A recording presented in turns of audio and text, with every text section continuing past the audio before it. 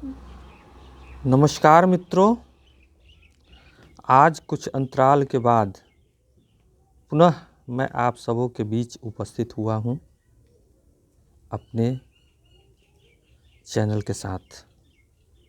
मित्रों,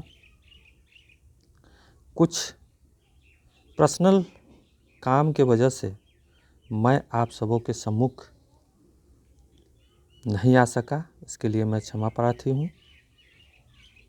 मुझे उम्मीद है कि अब मैं रेगुलर आप लोगों के सानिध्य ही रहूँगा और अपने ज्योतिष के इस प्रोग्राम को आगे शेयर करता रहूँगा। मित्रों, जैसा कि हमने पूर्व में ही भी इस बात का जिक्र किया था कि ज्योतिष वेदांग विषय है और इस विषय को साधना अपने चित्त में लाना हम सबों के लिए काफ़ी हितकर रहता है, श्रेयस्कर रहता है। आज का विषय वस्तु हम नक्षत्र को जानेंगे। हमने पूर्व में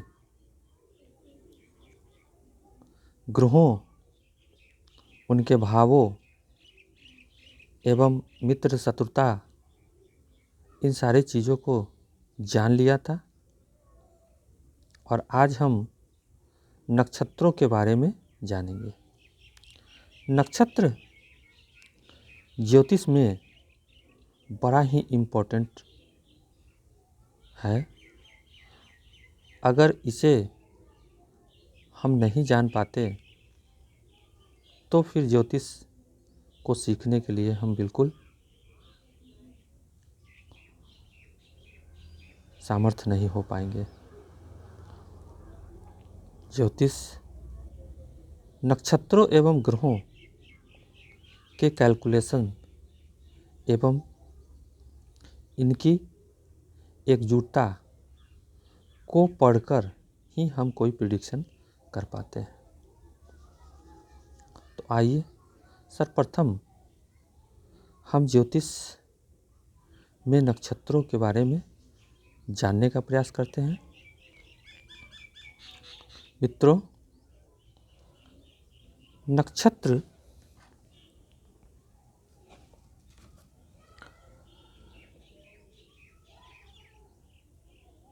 में हम 27 नक्षत्रों को जानते हैं और एक और नक्षत्र अभिजीत है, इसके बारे में भी हम अभी जिक्र करने वाले हैं। सर्वप्रथम हम नक्षत्र को जान लेते हैं। मित्रों, हम लोग पृथ्वी के जीव हैं, पृथ्वी पर वास करते हैं अतः पृथ्वी के प्रभाव से प्रभावित भी होते हैं। यह समझ लीजिए कि हम पृथ्वी के अंग हैं और सूर्य पृथ्वी यानी पृथ्वी सूर्य के चारों ओर भ्रमण करती है। पृथ्वी के परिभ्रमण का मार्ग 27 नक्षत्रों का चक्र है। चंद्रमा पृथ्वी के चारों ओर भ्रमण करता है। चंद्रमा पृथ्वी के चारों ओर भ्रमण करता है। चंद्रमा के प्रकाश और प्रभाव से पृथ्वी की सारा वनस्पति पैदा होती है। समस्त जड़ी बूटी, पेड़ पौधे सब चंद्रमा से पोषण प्राप्त करते हैं। इसी कारण चंद्रमा को औषधिपति भी कहते हैं। समुद्र में ज्वार भाटे भी चंद्रमा की ही वजह से आते हैं। बाकी मंगल, बुध, बृहस्पति, शुक्र, शनि, ये पांचों ग्रह सूर्य के चारों ओर भ्रमण करते हैं।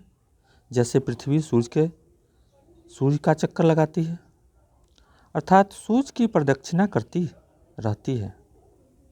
वैसे ही ये पांचों ग्रह भी सूर्य की प्रदक्षिणा करते रहते हैं।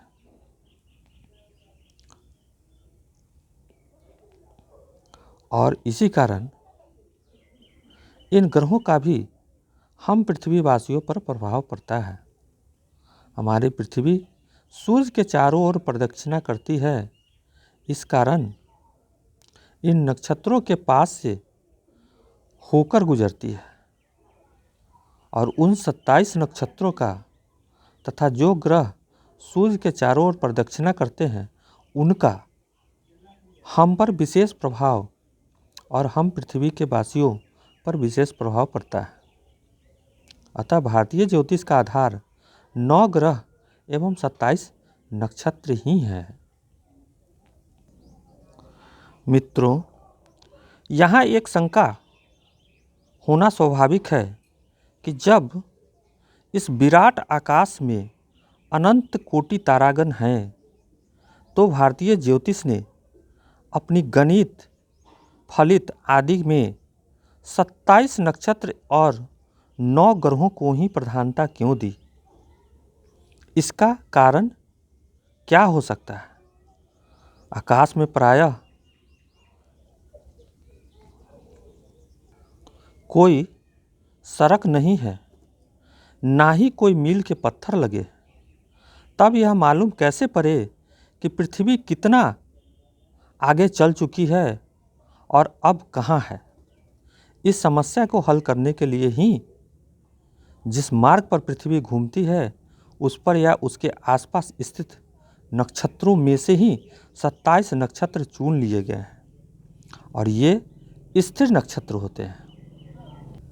जैसे हम दिल्ली से कलकत्ता को जाना चाहते हैं और गाड़ी में बैठे हैं, कुछ घंटों बाद हम खिड़की से झांककर यह जानना चाहते हैं कि हमने कितनी दूरी तय कर ली और रोड के किनारे जो मील के पत्थर लगे होते हैं उसे देखकर हम यह जान लेते हैं कि हमने कितनी दूरी तय कर ली है और कितना दूरी बाकी है।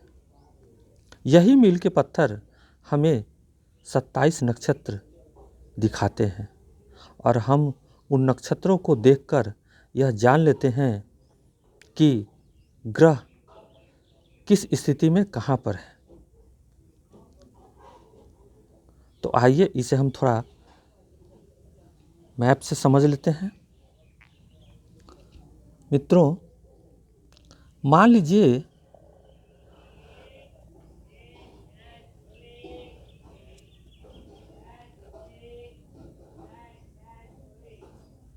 ये संपूर्ण भचक्र है। भचक्र मतलब पूरी ब्रह्मांड। अब इसे हम समझने के लिए इसके 12 भाग को विभक्त करते हैं जिसे हम राशि जानते हैं।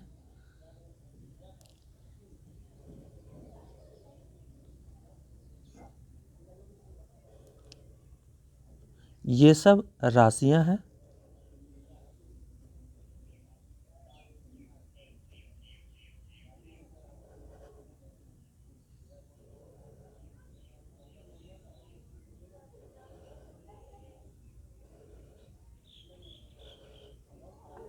मित्रों, मान लीजिए अगर इसे हम मेष राशि समझे तो मेष, वृष, मिथुन, कर्क, सिंह, कन्या, तुला, वृश्चिक, धनु, मकर, कुंभ, मीन।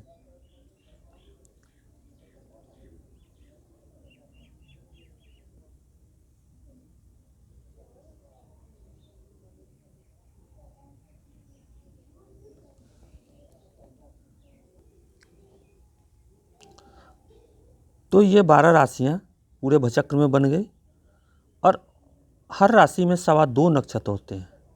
और जैसा कि हमने जानते हैं कि एक राशि में 30 अंश होते हैं, पूरे भचक्र में 360 अंश होते हैं और 360 अंशों को अगर 12 में विभक्त किया जाए, 360 अंशों को 12 में विभक्त किया जाए तो 30 अंश हमें प्राप्त होते हैं। तो यानी हर राशि 30 अंश की होती है। 1, 2, 3, 4, 5, 6, 7, 8, 9, 10, 11 और ये 12।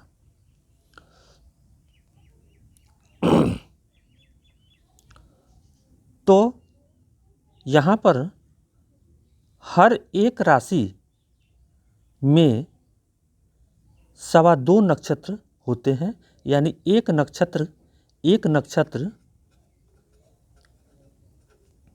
का मान 13 डिग्री 20 मिनट होता है। यानी एक नक्षत्र का मान 13 डिग्री 20 मिनट होता है। अब मान लीजिए यहाँ से हम पहला नक्षत्र मेष राशि में अश्विनी नक्षत्र है, तो दूसरा नक्षत्र भरणी होगा। तो 13 डिग्री 20 मिनट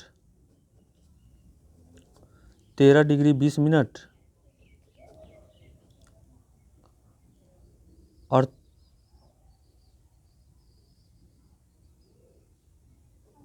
3 डिग्री 20 मिनट,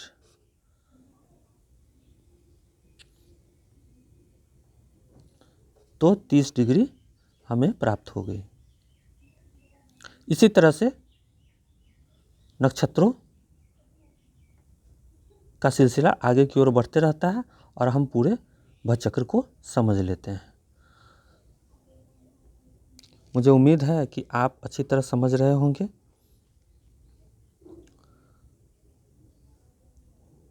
तो अब हम जान लेते हैं कि कितने नक्षत्र होते हैं। तो जैसा कि हमने पहले से लिख के रखा है, पहला नक्षत्र अश्विनी नक्षत्र, दूसरा भरणी, तीसरा कृत्तिका, चौथा रोहिणी, पांचवा मृगशिरा, छठा नक्षत्र आद्रा, सातवां पुनर्वसु, आठवां पुष्य, नौवां अश्लेषा, 10वां मघा, 11वां पूर्वा फाल्गुनी, 12वां उत्तरा फाल्गुनी, 13वां हस्त, 14वां चित्रा, 15वां स्वाति, 16वां विशाखा, 17वां अनुराधा, 18वां ज्येष्ठा, 19वां मूल, 20वां पूर्वाषाढ़ा, 21वां उत्तराषाढ़ा, 22वां श्रवण, 23वां घनिष्ठा, 24वां शतभिषा, 25वां पूर्वा भाद्रपद और 26वां उत्तर भाद्रपद और 27वां रेवती। इस उत्तराषाढ़ा और श्रवण के बीच किसी समय वैदिक काल में अभिजीत नक्षत्र भी हुआ करता था। अभिजीत आज भी हम इसका प्रयोग करते हैं, परंतु चूँकि काउंटिंग में 27 नक्षत्र से पूरा भचक्र का मान स्पष्ट हो जाता है, इसलिए हम अब इसे नक्षत्र के गिनती में नहीं लेते हैं, परंतु नक्षत्र 28 वैदिक काल में हुआ करते थे। आज हम 27 को ही कैलकुलेट करते हैं। अब हम इन नक्षत्रों के स्वामियों के बारे में जान ले। अश्विनी केतु इनके स्वामी हैं, भरणी के शुक्र स्वामी हैं, कृत्तिका नक्षत्र के स्वामी सूर्य हैं, रोहिणी नक्षत्र के स्वामी चंद्रमा हैं, मृगशिरा नक्षत्र के स्वामी मंगल हैं, आद्रा नक्षत्र के स्वामी राहु हैं, पुनर्वसु नक्षत्र के स्वामी बृहस्पति हैं, पुष्य नक्षत्र के स्वामी शनि हैं, अश्लेषा नक्षत्र के स्वामी बुध हैं। और इसी प्रकार मघा के फिर केतु, पूर्व फाल्गुनी के शुक्र, उत्तरा फाल्गुनी के सूर्य, हस्त के चंद्रमा, चित्रा के मंगल, स्वाति के राहु, विशाखा के बृहस्पति, अनुराधा के शनि और ज्येष्ठा के बुध। फिर मूल के केतु, पूर्वाषाढ़ा शुक्र, उत्तराषाढ़ा सूर्य, श्रवण के चंद्रमा, घनिष्ठा के मंगल, शतभिषा के राहु, पूर्व भाद्रपद के बृहस्पति, उत्तर भाद्रपद के शनि और रेवती नक्षत्र के स्वामी बुध होते हैं। हर ग्रह के 3 नक्षत्र यहाँ आपको दिख रहे होंगे।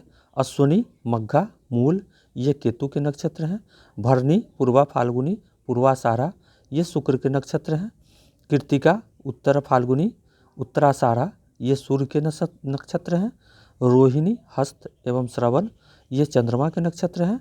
मृगशिरा, चित्रा एवं घनिष्ठा ये मंगल के नक्षत्र हैं। आद्रा, स्वाति एवं शतमिषा ये राहु के नक्षत्र हैं। पुनर्वसु, विशाखा एवं पूर्व भाद्रपद ये बृहस्पति के नक्षत्र हैं। पुष्य, अनुराधा एवं उत्तर भाद्रपद ये शनि के नक्षत्र हैं। अश्लेषा, ज्येष्ठा एवं रेवती ये बुध के नक्षत्र हैं। तो इसे हम उम्मीद करते हैं कि आप समझ गए होंगे। थोड़ा सा प्रयास करेंगे तो आप इसे याद कर पाएंगे। 9 नक्षत्रों का साइकिल इस प्रकार से आप लिख लेंगे और इसे याद कर लेंगे। याद करने में सहूलियत रहेगा। जन्म के समय इन्हीं नक्षत्रों में जब चंद्रमा होता है तो उस बच्चे का जन्म नक्षत्र यानी उनकी राशि उस नक्षत्र के स्वामी के हिसाब से उनका दशा तय होता है। मित्रों, हर नक्षत्र के 4 चरण होते हैं। मान लीजिए अश्विनी नक्षत्र है तो इसके 4 चरण होते हैं और इस प्रकार से 27 नक्षत्र होते हैं। तो 4 गुने 27 अगर इसे हम गुना करेंगे तो 108 चरण आते हैं। यानी 108 चरण को तय कर हम पूरे भचक्र को पार कर लेते हैं। अब हर राशि, एक राशि में 9 चरण, नक्षत्रों के 9 चरण आते हैं। तो मान लीजिए अश्विनी के 4 चरण, भरणी के 4 चरण एवं कृत्तिका का 1 चरण, 4, 4 और 1 चरण, ये मेष राशि हो जाएगी। अब कृत्तिका के 3 चरण, रोहिणी के 4 चरण और मृगशिरा के 2 चरण, 3, 4, 7, 2, 9, तो ये वृषभ राशि